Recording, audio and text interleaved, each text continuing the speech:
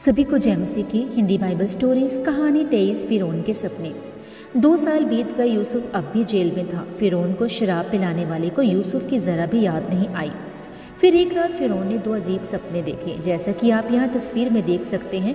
सुबह जब वह उठा तो सोच में पड़ गया कि आखिर उसके सपनों का मतलब क्या था। उसने अपने बुद्धिमान आदमियों को बुलाकर अपने सपनों का मतलब पूछा, मगर वे भी फिरौन को कुछ नहीं बता पाए। तब अचानक पिलाने वाले को यूसुफ की याद आई। पिलाने वाले ने फिरौन से कहा कि जब मैं जेल में था तब वहाँ मुझे एक आदमी मिला जो सपनों का मतलब बता देता है। फिरौन ने उसी वक्त यूसुफ को हाजिर करने का हुक्म दिया।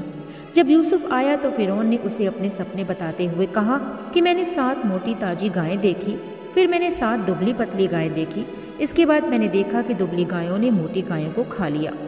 फिर मैंने दूसरे सपने में देखा कि एक डंठल में अनाज की 7 मोटी मोटी बालें निकली जो पूरी तरह पक चुकी थी। उसके बाद मैंने एक दूसरा डंठल देखा जिसमें 7 पतली और मुरझाई हुई बालें थी। फिर मुरझाई हुई बालों ने मोटी बालों को निगल लिया। यूसुफ ने फिरौन से कहा कि दोनों सपनों का एक ही मतलब है। 7 मोटी गायों और 7 मोटी बालों का मतलब है कि 7 अच्छे साल।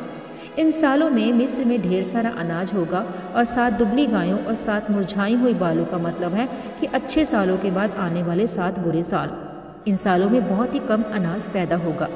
इसके बाद यूसुफ ने फिरौन से कहा कि आप किसी बुद्धिमान आदमी को चुन लीजिए ताकि जब 7 अच्छे सालों में ढेर सारा अनाज हो तब वे उसे जमा कर सके।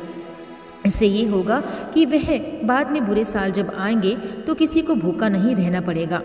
फिरौन को यूसुफ की तरकीब पसंद आई। उसने यूसुफ को ही अनाज जमा करने के लिए चुन लिया। इस तरह यूसुफ मिस्र का दूसरा सबसे बड़ा आदमी बन गया। 7 अच्छे साल बीतने के बाद अनाज की कमी होने लगी। तब एक दिन कुछ लोग यूसुफ के पास आए। पता है ये कौन थे? यूसुफ के 10 बड़े भाई। कनान देश में खाने के लाले पड़ गए थे, इसलिए उनके पिता याकूब ने उन्हें मिस्र में अनाज लाने के लिए भेजा। यूसुफ ने अपने भाइयों को देखते ही पहचान लिया, मगर वे यूसुफ को नहीं पहचान पाए। जानते हैं क्यों? क्योंकि यूसुफ अब बड़ा हो गया था और उसने कपड़े भी अलग तरह के पहने हुए थे। अब यूसुफ को वे सपने याद आए जो उसने बचपन में देखे थे। क्या आपको उसके सपने याद हैं? उसने सपने में देखा था कि उसके बड़े भाई झुककर उसे सलाम कर रहे हैं। अब यूसुफ समझ गया कि वह परमेश्वर की मर्जी से ही मिस्र आया और इसी में सबकी भलाई थी। आपको क्या लगता है कि अब यूसुफ क्या करेगा? चलिए इसे जानेंगे अगली स्टोरी में। आज की स्टोरी को आप देख सकते हैं उत्पत्ति 41 उसका 1 से 57, 42 उसका 1 से 8 और 50 उसका 20 वर्ष में। प्रभु आप सबके साथ हो। सभी को जय मसीह की।